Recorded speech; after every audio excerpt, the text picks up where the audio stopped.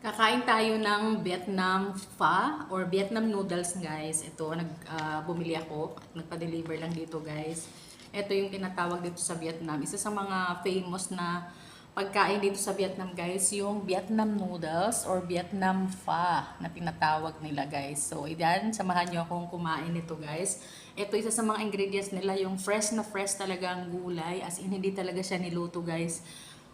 Hilaw siyang ilalagay mo dito sa noodles. And then, yung noodles nila, yan, ganito. Ganito kasarap, guys. Ayan, oh. Yung laman niya is beef. And meron din siyang, ano dito, meron siyang toge. Nahilaw din na toge. Nasa ilalim, ayan. Ayan, guys, oh. Hilaw na toge na hindi rin siya niluto, guys. Ang napakasarap yung sabaw niya. Sobrang yummy. And guys, syempre dahil Pilipino tayo, hindi pwedeng walang kanin. So syempre may kanin tayo, guys. Ayan, oh, kanin natin. And meron yan mga kasamang ganito, yung mga, kaso hindi naman ako naglalagay ng mga ganito, guys. And kalamansi. And ganito din, kung mahilig ka ng maanghang or chili, at meron din sa chili kasama, guys. Alam nyo ba, napakamura lang nito dito sa Vietnam, guys. Like, for example, ito, nasa 40,000 dong lang. Lalagay ko na lang dyan kung magkano equivalent ng peso ng 40,000 dong. Sobrang mura. Sulit na sulit. Pinakamasarap. At guys, napaka masustansya. Kasi guys, talagang fresh na gulay ang nakalagay at hindi talaga niluto, guys.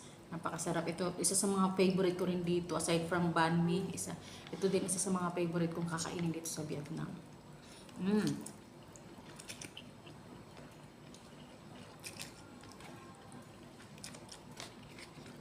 Paglalagyan mo siya ng gulay, guys, ganyan mo lang. Itong mga gulay is mga hinugasan na to ng binilhan ko. So, pwede mo na siyang idirekta na ilagay. Ganyan, guys. Oh. Ganyan dito. Dito ka sa Vietnam, lagyan mo lang siya ng gulay, ganyan.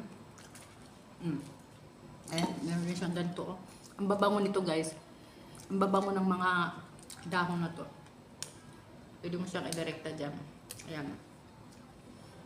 So in short, pag dito ka sa Vietnam, para kang ano dito, kumakain ng hilaw na gulay. Ayan. Pati yung kanilang toge, hindi rin siya niluto. Pero ano siya, crunchy, napakasarap.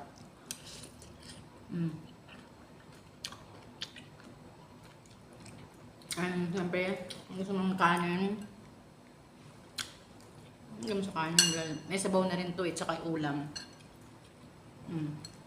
Alam ko na rin.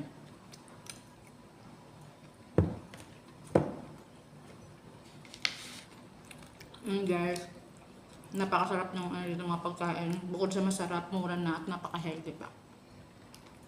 Saka sa mga health conscious, ayaw ng mga mamantikang pagkain, pumunta ka sa Vietnam, marami kang makikita ng mga pagkain dito na sobrang healthy na mura pa.